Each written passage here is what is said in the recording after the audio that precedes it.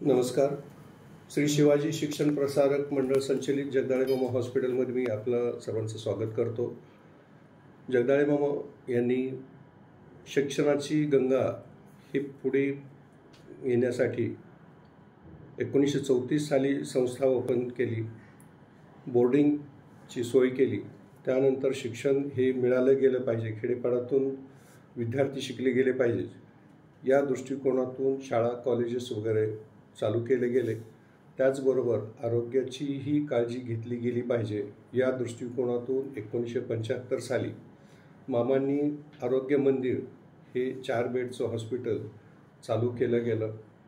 त्यानंतर आजच्या या स्थितीला 300 बेडचं मल्टी स्पेशालिटी आणि सुपर स्पेशालिटी जगदाळे मामा हॉस्पिटल हे कार्यरत आहे.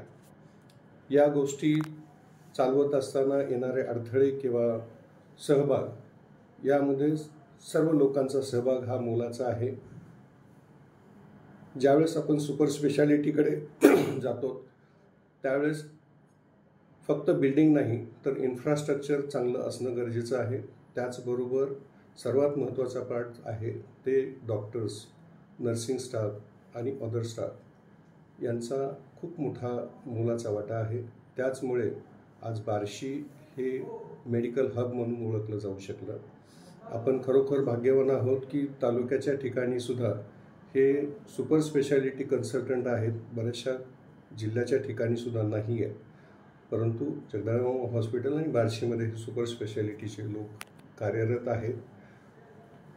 उद्देश जो आहे मामांनी ठेवलेला आहे त्याचंच आपण पालन करण्याचा आपण प्रयत्न करत आहोत. गोरगरीब असतील किंवा फक्त गोरगरिबाचाच नाही, परंतु आपल्याकडे पैसा जरी असेल तर वेळ आपल्या हातातला नाही. गोल्डन आवरच्या ऐवजी आता गोल्डन मिनिटवरती आपण आलेलो आहोत. सुरुवातीला ज्यावेळेस न्यूरोसर्जरी डिपार्टमेंट नव्हतं त्यावेळेस ॲक्सिडेंट झालेले कित्येक चांगले यंग मुलं आज देशाचं भवितव्य असणारे ते इथून वैरागपर्यंत गाडी जाईपर्यंत एक्सपायर झालेले आहेत. परंतु तेच आपण इथं ट्रॉमा युनिट केल्यापासून त्यांचे आपण प्राण वाचवू शकलो. गोल्डन आवरवरून आता गोल्डन मिनिटवर आलो आहोत की हार्ट अटॅकचे पेशंट जे आहेत 1 मिनिटसुद्धा लागत नाही त्याचा जर श्वास बंद पडला असेल तर, परंतु असे पण पेशंट्स आपण त्यांचे प्राण वाचवू शकलो. ह्या गोष्टी आपण पुढं जात असताना लोकसहभागातूनच आपण ट्रॉमा युनिटची संकल्पना डॉक्टर B.Y. यादव सर यांच्या संकल्पनेतून ज्यावेळेस आली तर यामध्ये एखादा ॲक्सिडेंट झाला असेल तर त्याला कुठे मेंदूला मार लागला असू शकेल, हार्ट मोडलेला असू शकेल, छातीवर मार लागलेला असू शकेल. अशा याच्यामध्ये मग त्याला तिथे न्यूरोसर्जन लागतो, सर्जन लागतो, डेंटिस्ट लागतात, फिजिशियन लागतात, कार्डिओलॉजिस्ट लागतात. अशा हे टीमवर्क आहे आणि हे टीमवर्क इथं असल्यामुळे आपण या लोकांचे प्राणच वाचवू शकलो नाही तर त्याच्याबरोबर त्यांची डिसॅबिलिटी होणार नाही याचीही आपण खबरदारी घेतलेली आहे. दुसरी गोष्ट, आपण ज्यावेळेस ICU चालू करतो आहोत तर तिथलं इन्फेक्शन हे कंट्रोलमध्ये असणं गरजेचं आहे. बऱ्याच वेळेस असं होतं की खेडेगावातून येणारे जे लोक आहेत मग राहायचं कुठं, कसं करायचं, तर त्यामध्ये मग सतरंजी आण, चादर आण, ब्लँकेट आण असे हे प्रकार असायचे आणि ते ICUमध्ये ठेवायला लागायचे. असं होऊ नये म्हणून एक युनिक आपल्या या ट्रॉमा युनिटमधलं जर बघितलं तर पेशंटच्या नातेवाईकासाठी राहण्याची सोय करणं गरजेचं होतं. त्यांचे कपडे वगैरे राहण्यासाठी त्यांना लॉकर असणं गरजेचं होतं. म्हणून तिथं त्यांना कॉट, गादी वगैरे आपण त्यांना प्रोव्हाइड केली. आत्तापर्यंत आपण त्यांना कुणालाही चार्ज करत नव्हतो, परंतु काही लोकांचे, काही पेशंटचे नातेवाईक जे आहेत, एक पेशंट आणि त्याच्यावर 5-6 नातेवाईक आणि त्यांचं जी वागणूक आहे ही चांगल्या प्रकारे नव्हती. काही पेशंटचे नातेवाईक तर तिथं ड्रिंक करून येणं आणि तिथं गोंधळाचं वातावरण निर्माण होऊ लागलं.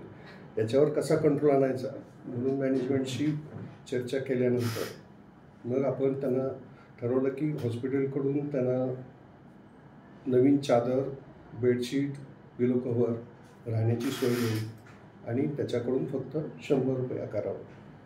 या दृष्टिकोनातून याचा फायदा पेशंटच्या नातेवाईकाकडून खूप पॉझिटिव्ह रिस्पॉन्स आला की अशा सोयी बऱ्याचशा ठिकाणी नाहीत, परंतु जगदाळे हॉस्पिटलमध्ये ट्रॉमा युनिटमध्ये तुम्ही केलं त्याबद्दल आभार आम्ही मानतो. दुसरी गोष्ट आहे की असा अनुभव आलेला की आपल्या हॉस्पिटलला आता 50 वर्ष झाले. 50 वर्षामध्ये सुरुवातीला जर बघितलं तर लोक बैलगाडी घेऊन यायचे, तिथं सोडायचे.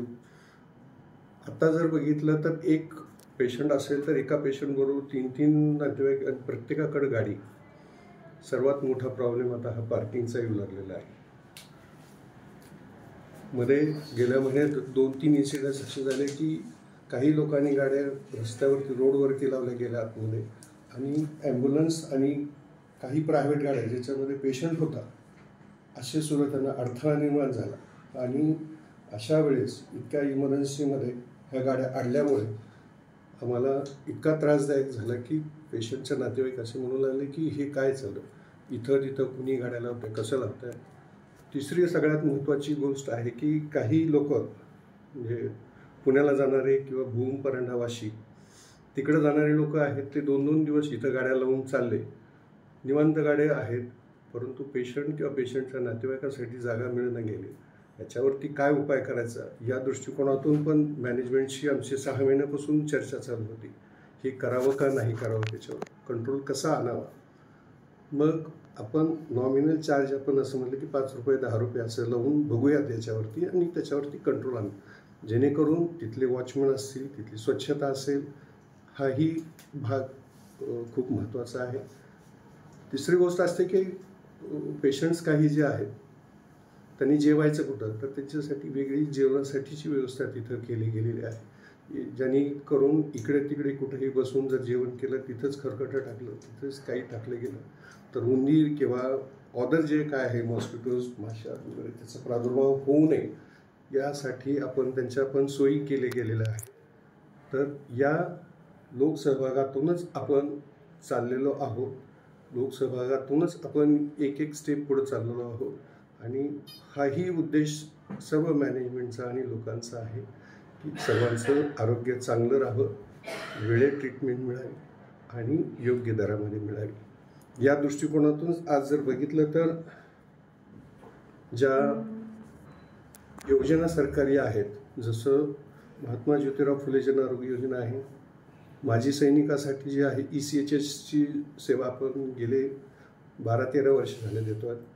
ESIS म्हणून म्हणजे जी आहे ते कामगार कल्याणासाठी ती आहे आरोग्य योजना, रेल्वेसाठीची आहे.